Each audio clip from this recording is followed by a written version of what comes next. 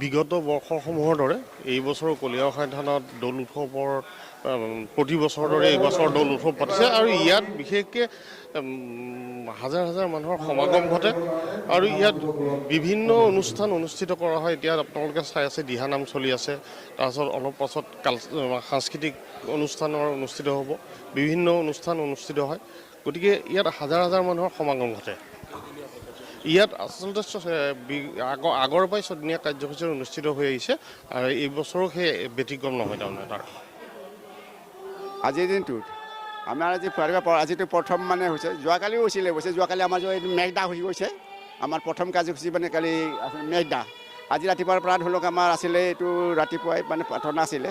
তাৰপিছত এতিয়া আমাৰ মানে আজি হ'ল বৰ্তি প্ৰজ্বলন হ'ল। তাৰপিছতে আমাৰ পতাকা উত্তোলন হ'ল, ধৰ্মধ্বজা উত্তোলন হ'ল। ইয়াৰ পিছতে আমাৰ কঁকালভাবি গাঁৱৰ মহিলা সমিতিৰ দ্বাৰা এই যে হলী গীত মানে হৈছে আৰু ইয়াৰ পিছতে 10টা মানে 10:30 আমাৰ বাঁহবাৰী আঞ্চলিক বাথৌ মহাসভাৰ দ্বাৰা মানে আৰজ মানে অনুষ্ঠান কৰা হ'ব। আৰজ আজিৰ পৰা 32 বছৰৰ আগতে বাঁহবাৰীত এটা দল জন্ম হৈছিলে। সেই দলটোৱে শ্ৰী শ্ৰী কলিয়াখাই থানৰ সাৰ্বজনীন দৌল উৎসৱ আৰু মেলাৰ পাতনি মেলিছিলে।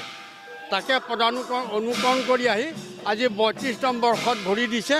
আমি আশা ৰাখিছোঁ তেওঁলোকৰ যিটো আশা আকাংক্ষা সেইটো বৰ্তমান সমাজে সাফল্যমণ্ডিত কৰিবলৈ কিছু আগবাঢ়িছে, কিছু হৈছে আৰু এই ক্ষেত্ৰত আমাক সম্পূৰ্ণৰূপে সহায় কৰিছে 5টা মৌজাৰ বাঁহবাৰী, বিহগুৰি, হলেশ্বৰ, বৰচলা, এনেকৈ 5টা মৌজাৰ সমূহ ৰাইজৰ সম্পূৰ্ণ সমৰ্থনেৰে সহযোগিতাৰ মাজেদি আমি আমাৰ কামভাগ আগুৱাই নিবলৈ আমি সমৰ্থ হৈছোঁ আৰু সকলো ৰাইজৰ মৰম চেনেহৰ মাজেদি লগতে শোণিতপুৰ জিলাৰ জাৰ্নেলিষ্ট ইউনিয়নৰ বিষয়ববীয়া কৰ্মকৰ্তাসকলে আমাক এই সম্প্ৰচাৰ ক্ষেত্ৰত আমাক যিখিনি বা অনুমতি লোৱাৰ ক্ষেত্ৰত উপায়ুক্ত মহোদয়, SP মহোদয়ৰ পৰা যিখিনি লাগে সকলোখিনি সুবিধা কৰি দিয়াৰ কাৰণে আমি তেওঁলোকৰ ওচৰত কৃতজ্ঞ আৰু সদৌ শেষত বিগত বছৰসমূহৰ দৰে এই বছৰো